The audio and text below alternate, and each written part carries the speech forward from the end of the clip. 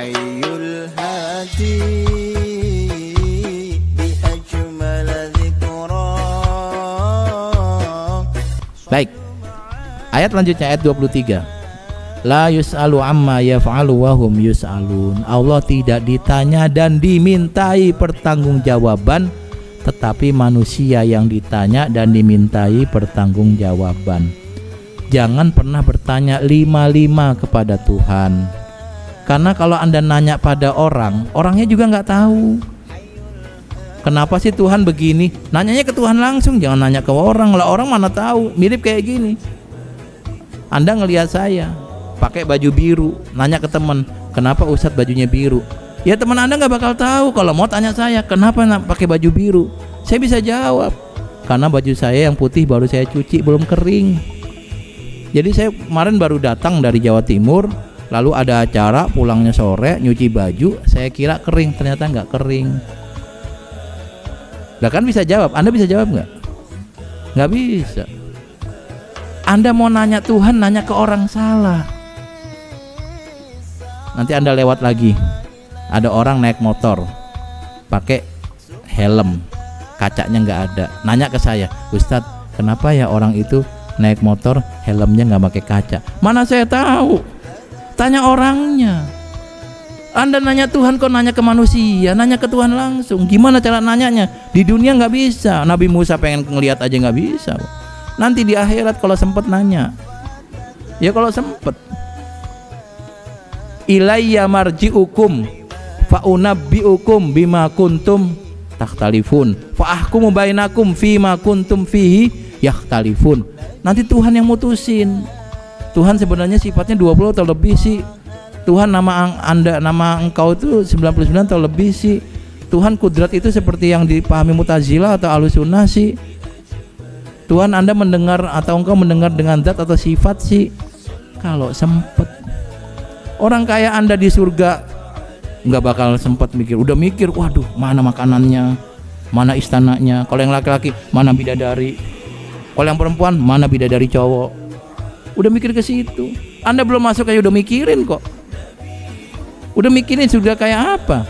Nanti digambarkan, nanti masuk surga ada 70.000 bidadari. Saya bilang capek banget hidupnya. 70.000 itu ngapalin namanya aja susah. Anda disuruh milih 70.000. Ini bagi teman-teman yang masih berharap punya bidadari 70.000. Satu tahun masuk surga nanya gimana bidadari dapat berapa? Baru 12.000 Pak. Ya masih belum nyampe 70.000. Anda sudah mikirin ke situ. Gimana mau nanya masalah konsep ketuhanan ke Tuhan kan? Udah nggak sempet. Kalau orang yang masuk neraka mau nanya, nggak usah nanya, digedik langsung. Yang di surga aja nggak sempet nanya. Saya udah nggak kepikiran orang biasa kayak kita tuh di surga udah janjiin ini itu udah mikir, waduh ya Allah. Kalau saya udah punya stok, saya sampaikan ke Anda, saya bocorkan saja. Sejujurnya kalau saya nanti ada masalah dengan hisab, saya akan awali dengan Tuhan sebelum dihisab, saya nanya dulu boleh nggak? Kayak gitu. Nanti saya tanya apa kayak supaya ngelama-lamain hisab. Lah terserah saya, itu urusan saya sama Tuhan kok. Belum ada hadis Nabi bilang ada orang berpesan nanti kalau saya mati tolong bakar lalu abunya disebar ke laut. Nabi menyatakan orang ini di akhirat ditanya kenapa kamu bakar diri kamu? Saya takut saya banyak dosa, mudah-mudahan kalau dihancurin saya nggak dibangkitin. Cuma gara-gara saya takut pada engkau karena saya punya dosa, Allah maafkan. Tuh kan ada orang yang sudah ngelobi, udah mikir kayak gitu dan ternyata oleh Nabi dianggap berhasil. Tapi Anda nggak boleh mikir begitu. Udah dipakai sama orang tadi. Anda mau sosokan begitu, malaikatnya bilang, Mas udah dijawab sama dia tuh, udah di surga. Anda sosokan mikir kayak gitu. Tapi unik teman-teman, saya termasuk yang mikirin Tuhan tuh bulet. Coba Anda jelaskan saya. Wal awwalu wal akhiru wal zohir wal batin. Allah tuh zohir dan batin. Definisi zohir adalah bukan batin, definisi batin bukan zohir. Sekarang Allah tuh zohir batin gimana?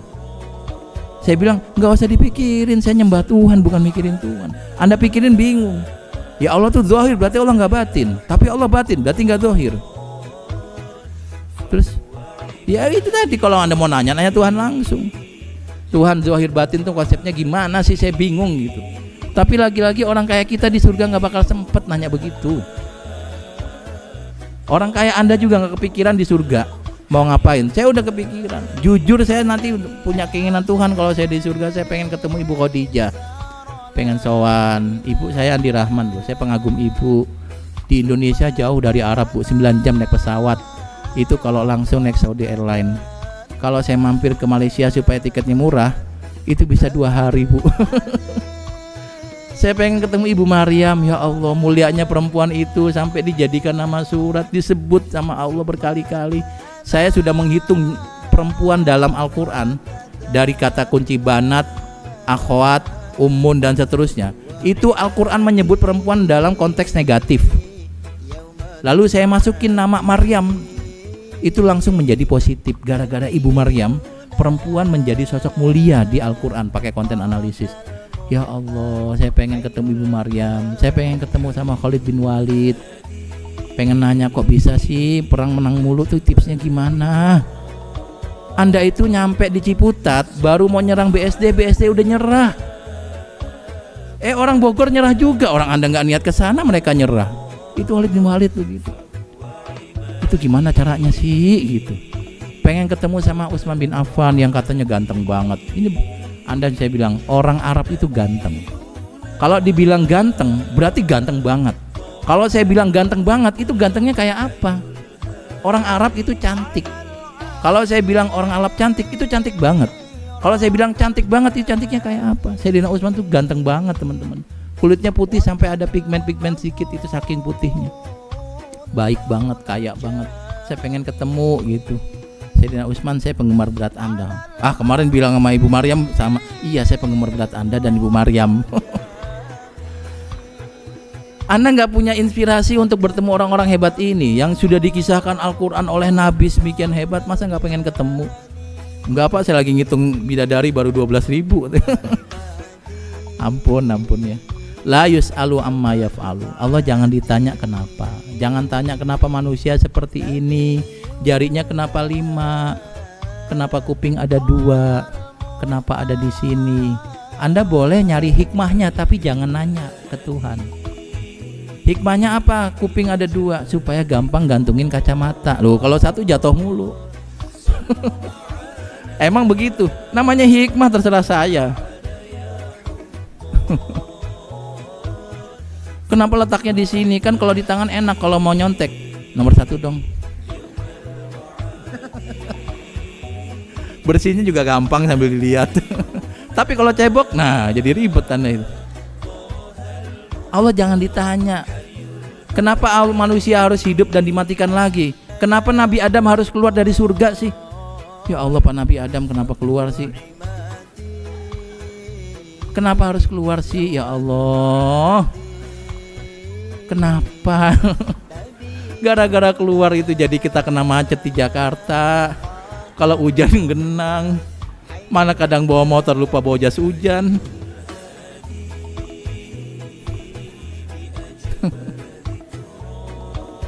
La yus'alu amma yaf'alu. Jangan ditanya, tapi kita yang ditanya. Kenapa melakukan ini? Kenapa menggunakan WA untuk gosipin orang? Kenapa Anda tuh kalau di HP itu banyakkan WA yang baik atau yang buruk sih? Kayaknya yang baik ya. Saya alhamdulillah WA grupnya dikit aja ya, karena dikit aja juga kalau ada forwardan sama, dari sini sama, sini sama gitu. Anda akan ditanya, hidup untuk apa? Pertanyaan cuma gitu doang, jawab aja ya untuk hidup. Nanti kan tinggal malaikat terima atau enggak. Kalau terima syukur, enggak juga nggak apa-apa. Makanya dari awal itu baik-baiklah dengan makhluk Allah yang baik itu, sehingga nanti gampang. Kalau ada masalah ya gampang. Saya nggak tahu apakah saya layak menyampaikan atau tidak gitu ya. Tapi saya termasuk orang yang harus berterima kasih pada malaikat-malaikat itu. Saya nggak tahu apakah ini menjilat dari awal atau tidak. Wahum yus'alun, kita yang akan ditanya, kenapa begini, kenapa begitu, kenapa melakukan ini, dapat uang dari mana, dipakai buat apa. Luar biasa itu, ditanya sama Tuhan. Tuhan nggak ditanya, Tuhan kenapa Israel itu jahat tapi kok nggak hancur-hancur. Jangan ditanya, tapi cari hikmahnya. Oh iya, gara-gara ada Israel maka pintu jihad terbuka. Kalau nggak ada Israel ada jihad nggak? Nggak ada, wajah hidunya nggak dipakai ayatnya ya. Harus ada Israel. Kalau manusia teletabis ketemu berpelukan, nggak ada yang jahat. Lalu sabarnya perangnya di mana? Jihadnya di mana? Jihad itu paling gede pahalanya kok. Al jannatu tahta zilali suyub. Anda pergi jihad mau saja udah besar pahalanya. Anda mati walaupun belum ngapa-ngapain tiba-tiba mati, udah dapat pahala. Allahu Akbar. Ya, kenapa anak mati dapat pahala syahid Anda itu. Ketembak mati. Lah terus pahala syahid ini nggak ada kalau nggak ada orang sejahat Zionis. Itu hikmah. Jangan nanya kenapa sih ada Zionis. Kenapa saya lahir di Indonesia bukan di Emirat? Di Emirat yang kalau mobil itu nggak ada yang mobil mogok tengah jalan. Di Indonesia ada truk bannya ambles. Bikin macet jalanan. Saya kemarin ada ban ambles satu tadi, ya Allah. Tapi untung sudah bukan di jalan, di pinggir. Wahum yus'alun. Jangan tanya lagi kenapa matahari, kenapa bumi, kenapa ada gempa, kenapa ada, jangan. Cari hikmahnya. Tuhan gak ditanya. Tuhan yang bertanya pada kita, kenapa ketika terjadi gempa Anda tidak bantuin? Kenapa ketika terjadi ini Anda melakukan ini? Nah itu yang ditanya.